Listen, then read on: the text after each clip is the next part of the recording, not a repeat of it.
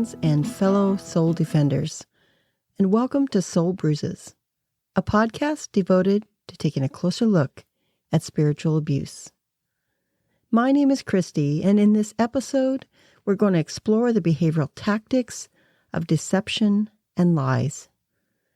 In the previous podcast, I laid out a list of 12 spiritual abuse behaviors and tactics.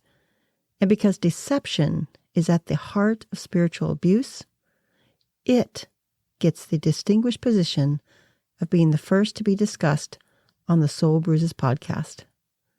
I'm grateful you decided to listen and hope you're able to gain something valuable from it. I acknowledge that this material can be triggering and traumatic for some individuals. Please consider your mental health before you choose to listen. It's immensely challenging to create a podcast on spiritual abuse without getting into the yuckiness of it all, so I won't be shying away from that. On the other hand, I'm fully aware that there are many that can be triggered by things that I wouldn't even imagine they'd be triggered by. So I want to be sensitive to that. Please know that you are not alone and that I'm here to support you. Throughout the podcast, I will reference various passages in the Bible. For those who share my interest in the Bible may understand these scriptural references. But for those who do not read the Bible or may be unfamiliar with these biblical passages, I will quote authors from the books in the Bible, much like I would authors from other books written.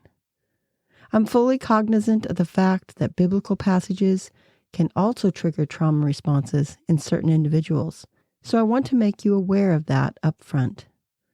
I intend to address this issue directly in an upcoming episode of the podcast, so stay tuned into the Soul Bruises podcast for information on that important topic. He wore an all-white suit.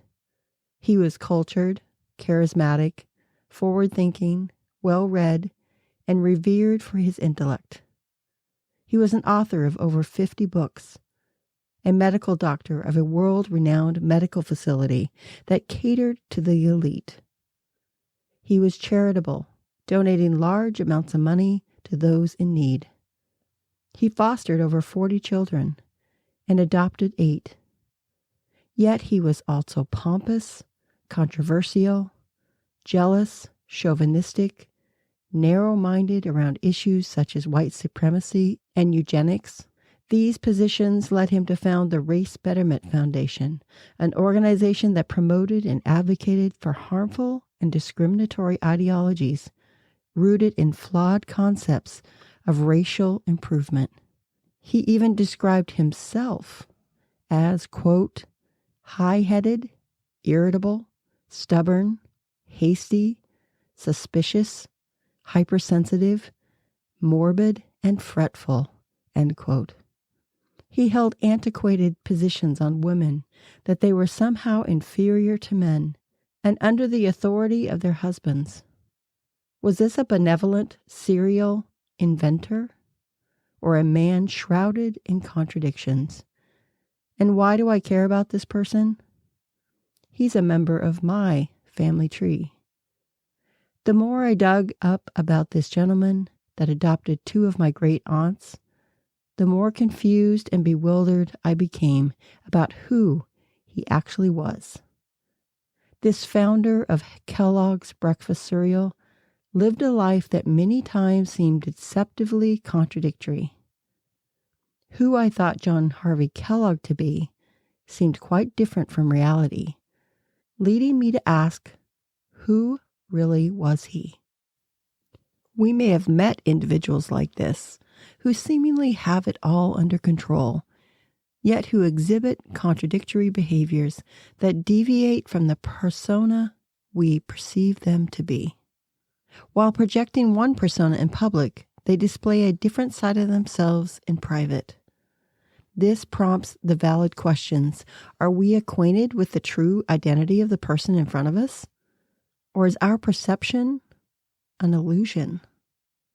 And is the person deliberately engaged with an act of intentional deception, or are they just cautious in revealing their personal self to just anyone, choosing carefully who they are vulnerable with? Let's delve into the phrase to deceive. According to the Oxford Dictionary, to deceive is to intentionally, quote, cause someone to believe in something that is not true, typically in order to gain some personal advantage, end quote. So much about what those that deceive are doing is to create a false impression that causes people to feel a certain way, and often in the way the deceiver would like you to think. This can happen through saying things that are not true, doing things that create a fallacy, or withholding important information from people. This kind of approach leads others down a rabbit hole of confusion. The deceptor would like you to believe something that they would like you to believe. This fosters a lack of trust and dishonesty, and in turn causes great damage to all relationships. So what does deception have to do with spiritual abuse? Turns out a lot. At the heart of spiritual abuse is the concept of deception. What people see on the outside is often not what is happening behind the curtain or closed doors. Author Jeff Crippen wrote that, quote, abusers count on people assuming that they are who they appear to be. And of course, most people, especially professing Christians, it seems, want them to be who they appear to be. If we refuse to acknowledge this truth and fail to heed the warnings and commands in God's Word, then we become passive participants in this evil for which the Lord holds us accountable, end quote. It would seem we play a mightily active role in this. If abusers count on our assumptions, then we have to be smarter. We have to open our eyes and be willing to see what we don't want to see what is there, but what is not necessarily being shown. In the Wizard of Oz screenplay, novelist, playwright, screenwriter, and director Noel Langley penned the line, "Pay no attention to the man behind the curtain." Much like the wizard in the film The Wizard of Oz, whose character hid behind a curtain to create the illusion of power and control and to manipulate events to skew in his favor. Others in our environment can be just as deceptive. Their curtain may be a charismatic persona, an elusive look of authority, or outright verbal distortions. Behind the curtain and behind these seemingly positive traits lies a puppeteer whose intentions are self-serving and far from pure. Just as Dorothy's dog Toto pulls back the curtain and exposes the wizard for the fraud that he was, we must uncover the deceptive tactics that lead to spiritual abuse and hold accountable the pseudo-wizards hold on power in our own environments. Let's pull back the curtain on this widespread issue of deception. Along with the deception comes the act of lying. While the dictionary defines deception as causing one to believe what is false, lying is defined to make an untrue statement with intent to deceive. Lies and deceptions both involve conveying misinformation, but there are nuanced differences in their definitions. While there are similarities, lying ultimately ends up being a form of deception, and a well-used one at that. An outright lie is a specific way of conveying that false information. Lying must have 4 requirements, and those are: 1, a statement is made. 2, the person that made the statement knows it's false. 3, that statement is said to another person. 4, and that person believes that untruthful statement to be true. Deception is a broader term that involves other misleading trickery, such as creating false impressions and perceptions through manipulation, concealing our true nature behind a curtain or mask, or stating half-truths. Because deception is quite complex, even true statements can be deceptive. Some forms of deception occur without a word being spoken. Evangelist Billy Graham was quoted as saying, quote, "There are two ingredients to deceit, a good bit of truth and a few little lies." End quote. The best antidote for deception is truth. Uncontaminated truth. Truth free of any lies or deceit. Yet when there is the existence of some truth in the deception, it can lead one to constantly be second-guessing if something or someone is truthful or not. Canadian sociologist Irving Goffman, who created the term impression management, also known as dramaturgy. It's a concept where our social interactions are likened to a theatrical performance. Within this framework, there is a concerted effort to control the impressions we may give to others about who we are. Much like an actor on a stage that plays a character, we create an identity for ourselves. This is done through our appearance, our demeanor, or how we communicate, all designed to impress on those around us a persona that's likable. Our stage behavior, what we show to the audience, tends to be purposeful and deliberate, while our backstage behavior is concealed behind the curtain, away from the public eye. Goffman's whole impression management theory centers around us finding a way to influence how we are perceived by others. By doing this, we have created a constructed persona to sway and guide the audience of our orchestrated performance and fabricated play. How does this display itself within the issue of spiritual abuse? Wade Mullen, in his book, Something's Not Right, Decoding the Hidden Tactics of Abuse and Freeing Yourself from Its Power. He states that, quote, "An abuser or those seeking to protect an abuser might use the tactics of impression management to appear trustworthy while keeping the truth of the abuse behind the curtain, or to explain the abuse away if the curtain is pulled back to reveal the backstage behavior." End quote. Put bluntly, it's all about the show and what positive impression you can have on the audience. As long as it looks good on stage, all is well. Right? King Solomon in the Bible wrote, quote, "Smooth words may hide a wicked heart, just as a pretty glaze covers a clay pot. People may cover their hatred with pleasant words, but they are deceiving you." End quote. That's found in Proverbs 26:23-24. Flowery words, great acting, and lipstick will never be as powerful or authentic as truth.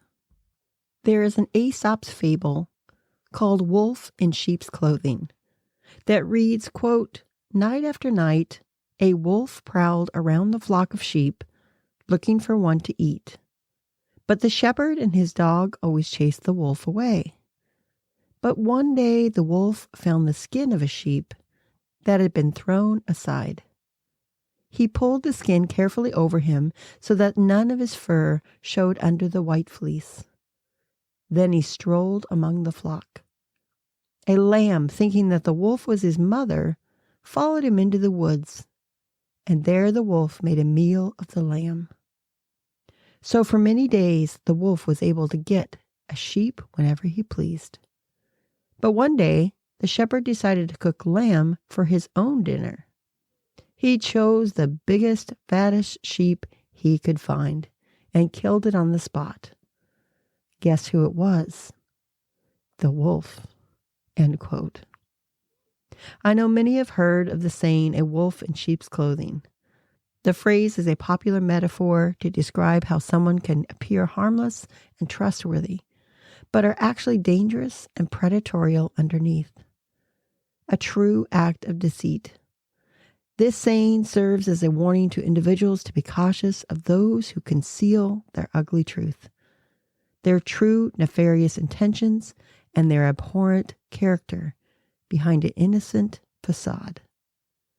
It's important for us to learn to look behind the curtain, tap into our intuitions, use discernment, and learn to sniff out deceptors underneath the innocent cloak of a sheep's wool.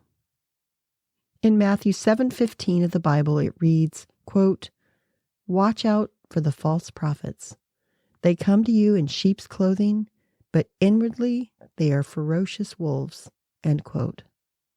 And then in Acts 20:29, it says, quote, "I know that after I leave, savage wolves will come in among you and will not spare the flock," end quote. Whether in a fable or biblical scriptures, the phrase "a wolf in sheep's clothing" describes something that is not what it claims to be. They disguise their malice intent under the guise of purity and innocence. Yet in this particular instance, we are talking about a proverbial and predatory wolf that is on a quest for their prey, yet giving the impression that they are just innocent sheep. Wolves are incredible hunters and considered apex predators, which means they are considered toward the top of the food chain. Their intelligence and keen sense of smell enable them to be opportunistic scavengers. This instinct leads them to identify and isolate delicate members within a herd or flock, which tend to be vulnerable prey that may be weak, sick, old, or even young. They will even chase and test their prey, looking for weakness. When they begin eating their prey, they tend to take their first bites, starting at the battle wounds inflicted during the hunt. They have a remarkable ability to learn quickly by overcoming the fear of devices used to scare them off, causing their prey to develop strategies or hunters to adapt their tactics in response to the wolves' resilience. Wolves are quite adept at morphing their tactics to obtain the prey they are intending to kill. Conversely, sheep exhibit an amiable social instinct that often allows them to form bonds closely with the other sheep in the flock. They are social animals and try to prevent isolation from fellow sheep. Sheep also have a strong instinct to follow a lead sheep in their flock. By grouping together, they are better equipped at fending off or discouraging a predator's attack. This flock mentality often serves as a purpose of protection. We as humans have sometimes taken our turn at being the wolf in sheep's clothing. We disguise our adverse behavior, yet outwardly show a cloak of innocence. This leads us to live deceptive lives. Many of us have also been the sheep in this scenario, hunted down by predatory humans disguised as harmless individuals, caught in the clutches of an abusive predator looking to do harm. It begs one to ask that if the devil could disguise himself as an angel of light, it shouldn't come as a surprise that his servants would cloak their harmful intentions with robes of righteousness. At the 2022 Restore Conference, a conference that addresses abuse in the church with a goal of restoring faith in God and the church, Diane Langbird said this, quote, "We easily deceive ourselves and follow false ways, often in the name of Jesus. We follow a Christ made in our image, one who would agree with us. And he would never, of course, want our temples to be destroyed. He who cracked whips and turned tables over twice. Jesus did not walk with Rome. He did not walk with political power. He did not walk with temple leadership," end quote. Sometimes we have to take a stand against temple leadership to protect the sheep inside, even if it's at the cost of how the temple looks in the midst of the exposure of abuse. Placing impression management over the rights and humanity of the human beings inside indicates that our heart is more with the deception than the connection with one another. Scientists at the University of Leeds in England believe they may have found why humans flock like sheep and birds, subconsciously following a minority of individuals. Researchers discovered that it takes a minority of just 5% to influence a crowd's direction, and that the other 95% follow without even realizing it. So while the collective mindset of the group may give the impression of sheep protection, it is important to know that despite having a church primarily of non-abusers, it only takes a small amount of adverse influence and harm to change the flock mentality, and a higher probability if that abuser is in the position of greater spiritual authority. Their deception and lies can spread like wildfire in a church setting, metastasizing throughout the church building, affecting the trust and well-being of the entire congregation. This is why spiritual abuse must be stopped.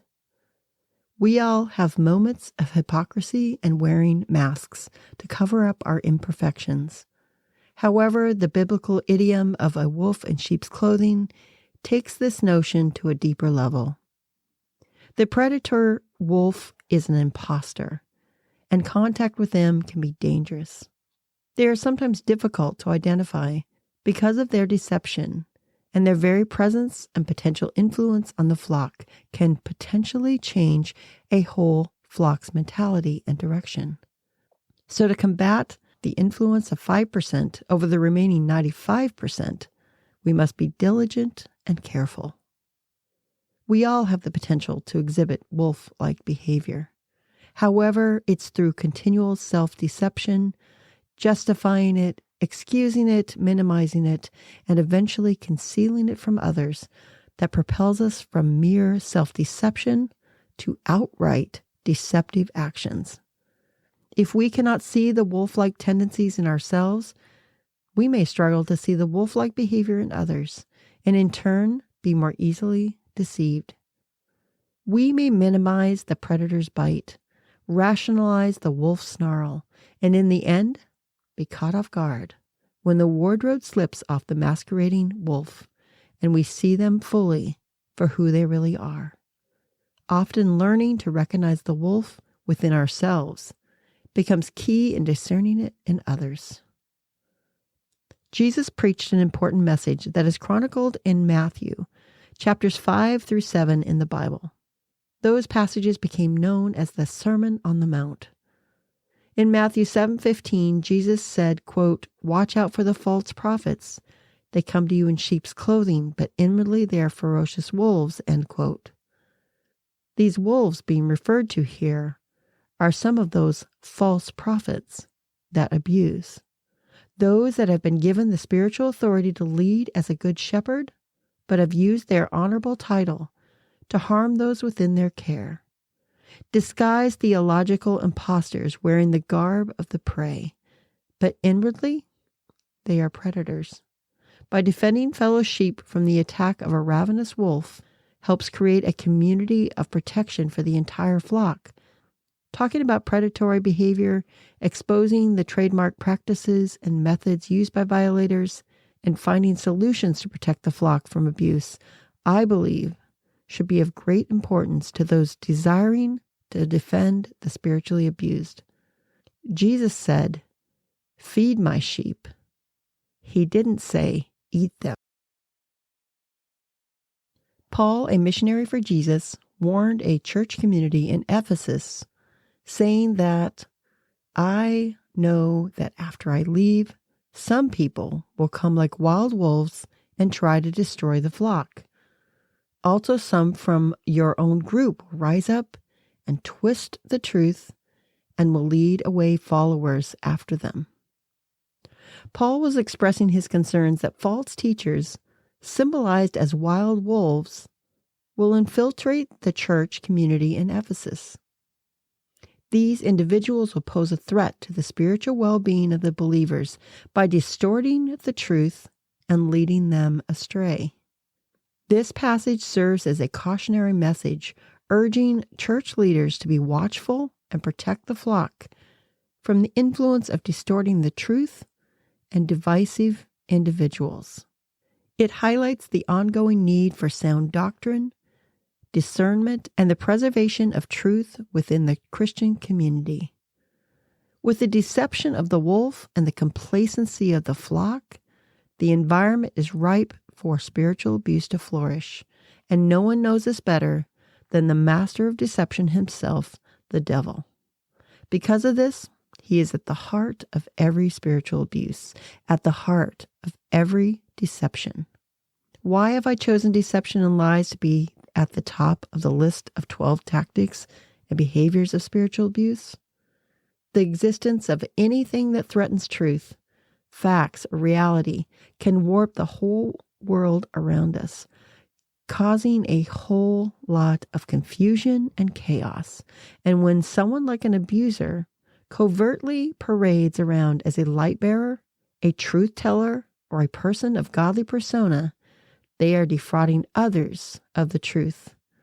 The result is a confusion that creates a huge instability in the flock, especially if this person is lifted up onto a pedestal of spiritual perfection or higher spiritual authority. Truth is the antidote for deception. When you know the truth, you can more readily spot the deception. Quote, "It's always easier," author Wade Mullen wrote, "for abusers to control others when truth remains elusive and confusion abounds. So it's in their interest to practice deception. In the absence of truth and discernment, an entire community can easily be deceived." End quote. This practice, deception, can lead to the destruction of a human soul, a relationship, a family, a church, a school, and any organization. With the advent of social media, copious amounts of information are being spewed forth without sufficient oversight of truth. Conspiracies, propaganda, and distorted narratives are running rampant. Navigating these waters has been hard enough outside the church. Now much of this information is infiltrating into our churches and making its way behind our pulpits. We have let deception and lies walk right through the front and back doors of our churches and let it take a seat wherever it would like. Truth is in short supply. The church should be where truth is valued, where trust should matter, where telling the truth should be of vital importance. With the deceptive tactics of some shepherds and spiritual leaders being ignored, deciphering the integrity and good character of a good leader can be increasingly difficult. George Crabbe, English poet, surgeon, and clergyman, was quoted as saying this, quote, "Deceivers are the most dangerous members of society. They trifle with the best affections of our nature and violate the most sacred obligations." End quote. This could never be more apparent than in an environment where truth holds great significance, where those around us are anticipated, even expected, to be trustworthy, where a safe and secure environment should exist, a place free from harm. It is reasonable to assume that that environment would be a church or spiritual setting. In the animal kingdom, those that exhibit strength and hold their ground against predators, they are the least likely to become prey. The wolves, as a predator, like to get their prey on the run and tire them out. They will often scout out the vulnerable and weak ones for an easy meal. It's the same in the context of spiritual abuse. Often those that assert themselves and resist abusive behavior are more equipped at preventing further harm. Standing your ground and challenging an abuser or a predator is not easy. Yet it is far more destructive to allow the wolf in sheep's clothing to roam among the vulnerable, potentially risking the health of the entire flock. Much is said inside the church about the outside world attacking them. Yet often it is the internal attacks that cause the most damage. Can we ever really identify the wolf in sheep's clothing before they attack? That's certainly what this podcast is about. Educating how we can tell the truth from fiction.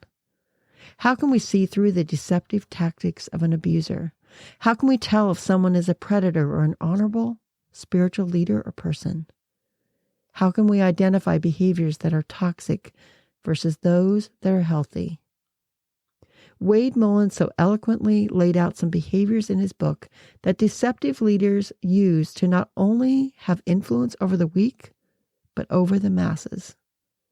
And as we discovered through the University of Leeds research team, that only 5% of the community can sway the masses. So I'm personally optimistic that a difference can be made through education and commitment to create an environment free from harm. Author Wade Mullen lays out his suggestions in how to discern potential deceptive acts. He starts by suggesting that charm and flattery are one of the first ways deception happens. He poetically worded it this way, quote, "Great evil can wear the disguise of a kiss. It can invite you to explore its garden only to release the trap hidden below the flowery surface once you've settled in. In the same way, charming words can be a pretext for abusive intentions. Excessive kindness can cover a hidden pit. Favors can camouflage a net." End quote. These types of approaches can feed into our desires to be accepted, the value we place on kindness, our readily acceptance of favors, and our occasional need for other people's help. Basically, these behaviors feed into the need to be loved, heard, and accepted. Who doesn't want that in their life? From a healthy person, these are beautiful gifts given that sound more like compliments. But from an abuser, they are Trojan horses concealing all sorts of manipulation, with motives far more sinister than the outward appearance of charm. Often charm is done through flattery. Mullen states that, quote, "Flattery works because it's close to the truth, a distortion of sincere kindness with dashes of exaggeration and untruths mixed into the compliment, making the deception extremely difficult to detect." End quote. The deception of flattery feeds into our huge desire to believe and accept what people say about us. Quote, "Your best defense," Mullen suggests, "is that you know as much of the language of abuse as possible. Not all kindnesses are harmful or tactics of abuse, but it's because charms are so hard to detect that they are often dangerous camouflage for abuse." End quote. Another layer of deception that Mullen points out in his book that is implemented by an abuser is favors. You know, those, "Hey, can you do this for me?" kind of statements. Innocent, right? In a healthy context, yes. But in an unhealthy context, they are tools of deception because of the motivation behind them. When someone asks you a favor, you feel needed. If someone in a higher authority asks a favor, you may get the feeling that, wow, someone important wants my help. Mullen adds that, quote, "Beneath the surface lies an unspoken expectation to do whatever is asked of you. The favors are used to control, and they can be powerful and alluring. As with most charms, favors as a deceptive act can be hard to distinguish from genuine offers of help. A hidden agenda to control or groom for abuse is often only revealed when you reject a request to return a favor or accept help." End quote. It is often when we use our own personal boundaries and reject their requests that the true colors of the abuser are revealed. I want to add here that these may seem like minor things. They may seem like there's an exaggeration of the dangers that these factors can have, but that's the crux of deception. Clinical psychologist Diane Langbert states that it can, quote, "sneak into our lives in little bits," end quote. Another layer of charm Mullen describes was that of alliances. By using the commonalities we share, They often will use those pieces of you for themselves and not for the purpose of really getting to know you. For example, you might share something in confidence that you struggled with at some point in your life, and they shared how they could relate. The spiritual abuser will then take these similarities and use them against you in a situation that you might not agree on. They will attempt to convince you by saying a phrase like, "It sounds like we both want the same thing," or "You and I have more in common than you think." Everything from opinions to experiences to beliefs to desires, even to shared goals and values. Mullen clarifies that, quote, when abusers seek to control your behavior by highlighting your commonalities, they are seeking to establish the appearance of an alliance, end quote. In doing so, they exploit the notion of a team or family concept, but instead they are creating cliques and factions, leading those of one viewpoint in this corner and those with different thoughts in that corner, leading the spiritual abuser's language to sound like all those that believe like I do in this corner and all those that disagree with me are in that corner. As a result, members start picking bunkers for a spiritual Cold War. Where this gets dangerous is when the use of deception of an alliance may create the delusion of a safe environment. If you become part of an alliance, you may think someone has your back. They understand where you're coming from. As Mullen puts it, this, quote, rushed vulnerability gets you to share your own story and intimate details, creating an alliance of experience, and provides the abuser access to the deepest parts of your soul, end quote.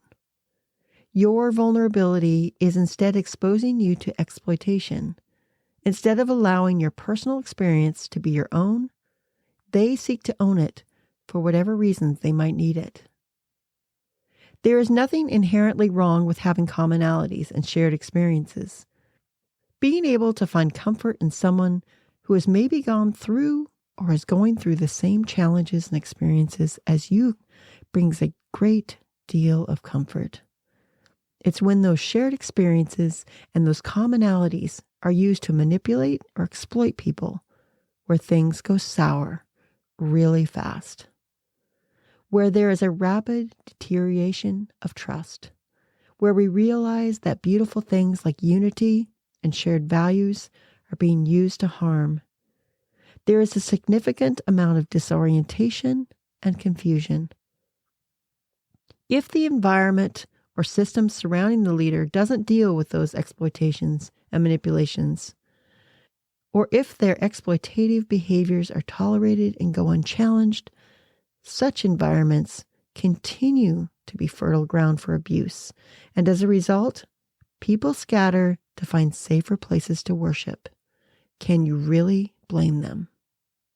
Mullen expresses that, quote, the ingratiating tactics appear on the surface to be positive displays of kindness, generosity, and friendship, especially in cultures that place a high value on maintaining tact, avoiding disruptions, and believing the best about others. Abusers can use those subtle tactics repeatedly to cross boundaries without consequences, knowing they'll be overlooked, end quote.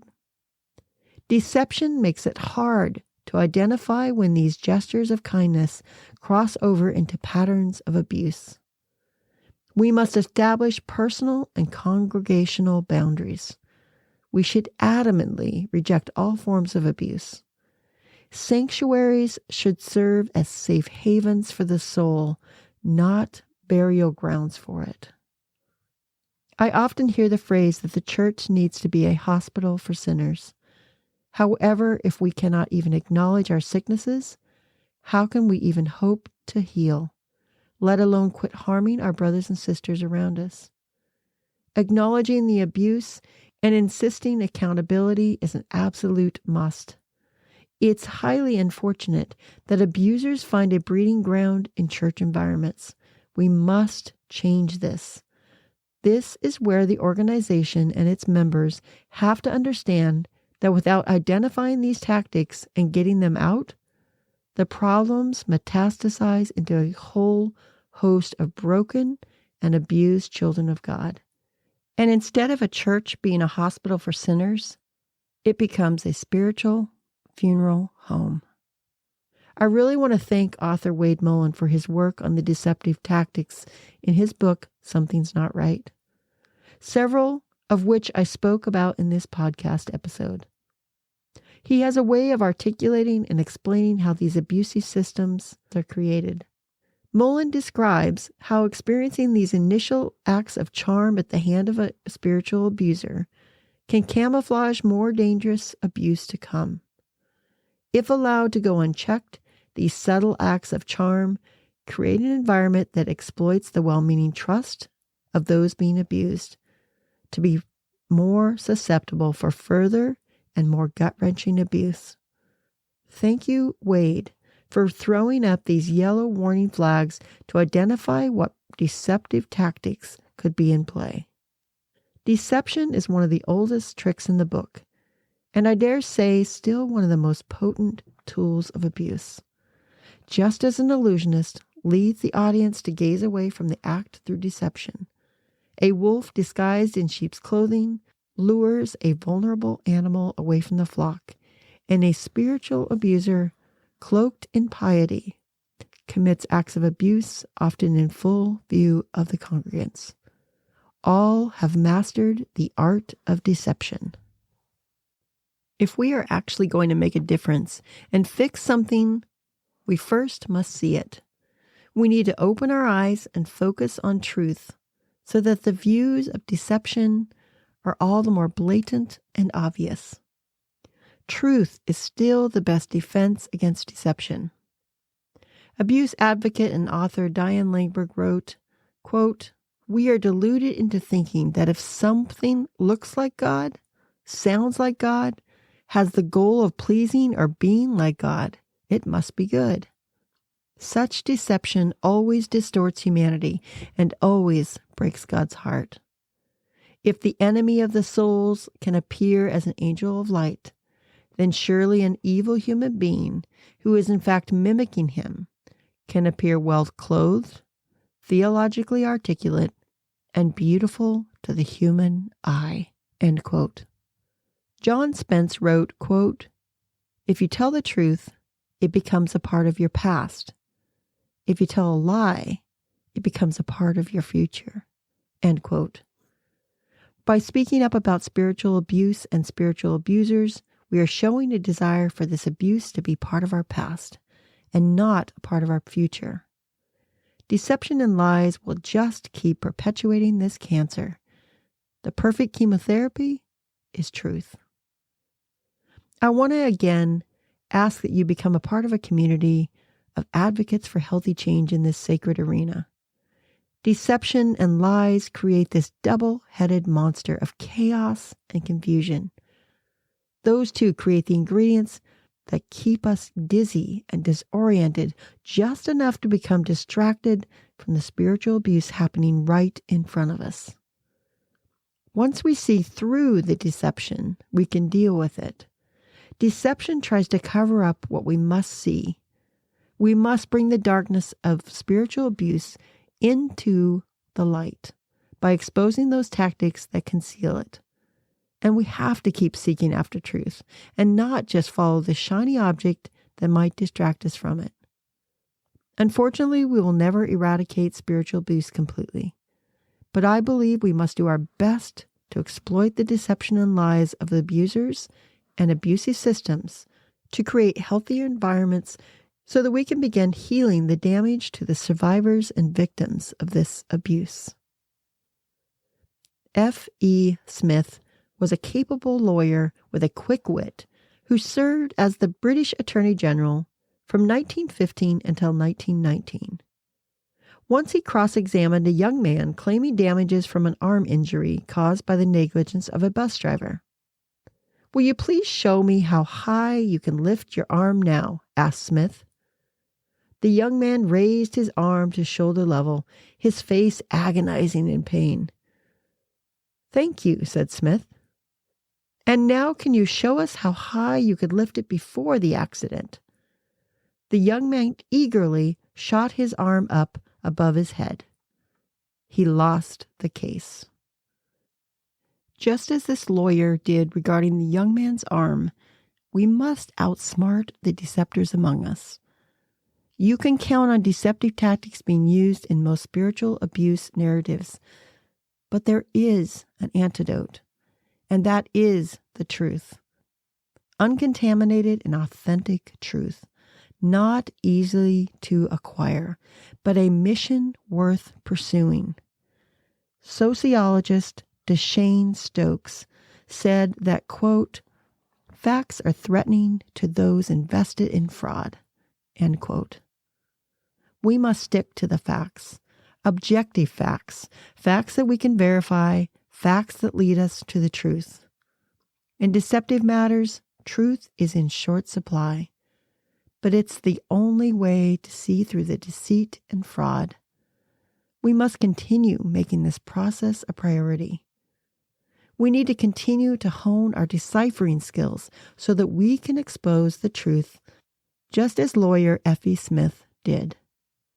President Abraham Lincoln so eloquently put it this way, quote, "The trouble with too many people is they believe the realm of truth always lies within their vision," end quote.